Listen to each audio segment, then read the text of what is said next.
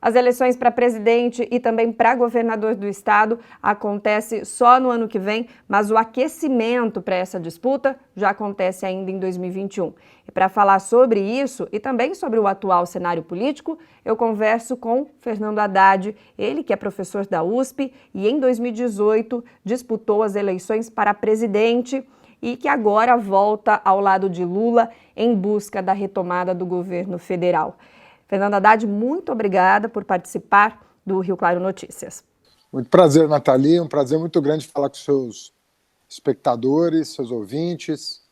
Prazer muito grande. Haddad, em meio às especulações, né, sobre possíveis alianças aí, existe realmente a possibilidade disso acontecer entre Fernando Haddad e Geraldo Alckmin, PSDB? Olha, Nathalie, nós não estamos tratando de nomes para a eleição do ano que vem em função da crise que o Brasil está vivendo, sabe? A gente está muito preocupado com a escalada da pandemia, com a falta de vacina e com a falta de apoio econômico para trabalhadores e empresários. O que tem havido são conversas para a gente tentar construir, né, uma alternativa, tanto no plano federal quanto no plano estadual. Então, no plano nacional, nós estamos com a tentativa de construir um amplo leque de apoio, né, para apresentar uma alternativa ao governo Bolsonaro, que eu acho que tem trazido muito prejuízo para o país. E aqui no Estado, eu tenho participado de reuniões para que a gente possa apresentar uma alternativa ao Dória e ao Bolsonaro, uma espécie de terceira via paulista. Agora, o senhor estava com o nome bastante cotado aí, né, para essa corrida presidencial também o ano que vem, e até então Lula dizer que não, é ele quem vai às urnas enfrentar o Bolsonaro. Se isso for uma realidade, partirá então para o governo estadual? Na verdade, eu sempre deixei muito claro, né, que eu fui candidato a presidente da República em 2018 porque a candidatura do Lula foi impedida, né, na minha opinião, por uma farsa do Sérgio Moro. E o Lula seria o nosso candidato, eu seria candidato a vice naquela ocasião. Em 22, eu sou advogado do presidente Lula. Então nós lutamos durante 5 anos para provar que Curitiba não podia sequer ter julgado o Lula, quanto mais condenado. E nós conseguimos demonstrar isso nos tribunais e o Lula recuperou seus direitos políticos, o que, na minha opinião, é um bem para a democracia, porque você pode não gostar do Lula, não vota nele. Mas se você gostar, você tem que ter o direito de poder votar. Então, a democracia é assim, a soberania popular é o voto que decide a eleição. Não é um juiz que vai decidir a eleição, a não ser que haja provas contra o réu. Mas se não houver provas contra o réu, você não pode usar o aparelho de justiça para fazer política. Agora, então, como, por exemplo, o caminho aí livre para o Lula voltar à corrida, né, presidencial, o senhor, então, estaria disputando o governo do Estado ou não? Então, nós vamos discutir nomes o ano que vem, né? Mas eu estou trabalhando, primeiro, né, no plano de recuperação do Brasil, apresentando projetos em nome do Partido dos Trabalhadores na Câmara dos Deputados e no Senado.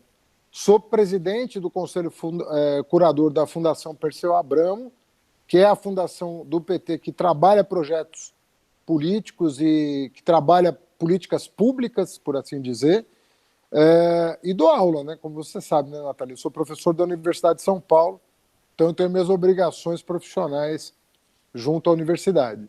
O que une, então, Fernando Haddad e os ex-presidentes Luiz Inácio Lula da Silva e Fernando Henrique Cardoso, que nós tivemos aí uma movimentação, né, que chamou bastante atenção, que foi uma reunião entre FHC e Lula. O que exatamente isso representa? Não é ringue de inimigo, não é praça de guerra. Política é uma disputa, é uma Olimpíada, é um campeonato de futebol. Política é o seguinte, quando você tem 2 times jogando, cada um vai ter a sua estratégia, a sua tática, a sua equipe técnica, e você vai ganhar o campeonato quem fizer mais gol. Na política, quem tiver o melhor argumento, faz mais gol. Se você tiver as melhores propostas, o melhor discurso, o melhor projeto para o país, naturalmente o eleitor vai te apoiar, você vai ganhar o campeonato. Agora, a partir do momento que você transforma a política numa praça de guerra, ninguém vai ganhar. Não tem vencedor de guerra. Você só contabiliza os mortos. Então, aquele gesto do Fernando Henrique e do Lula não é aliança política.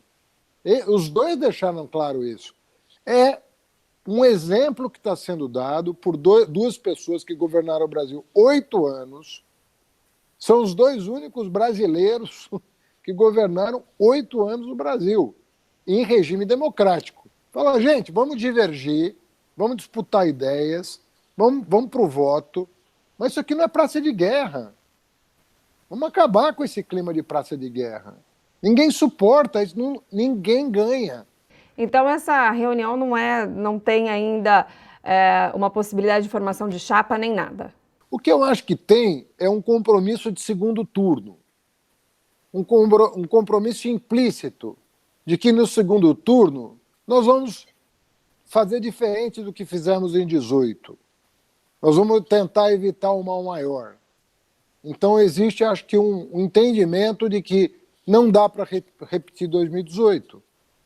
Quem está pagando o preço desse desentendimento todo é a população.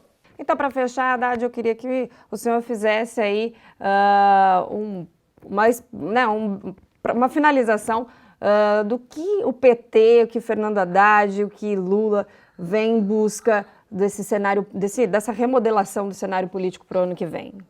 Diz o seguinte, olha, o PT, ele é um partido popular.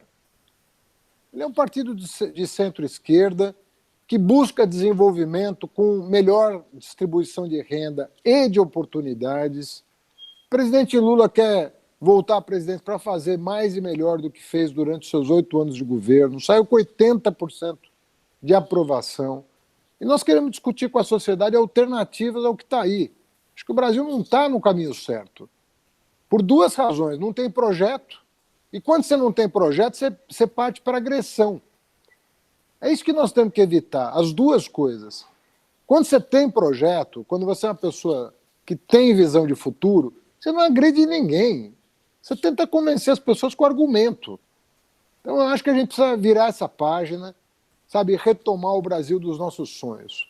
O Brasil pode muito mais do que isso aí. Isso não nos representa, Nathalie.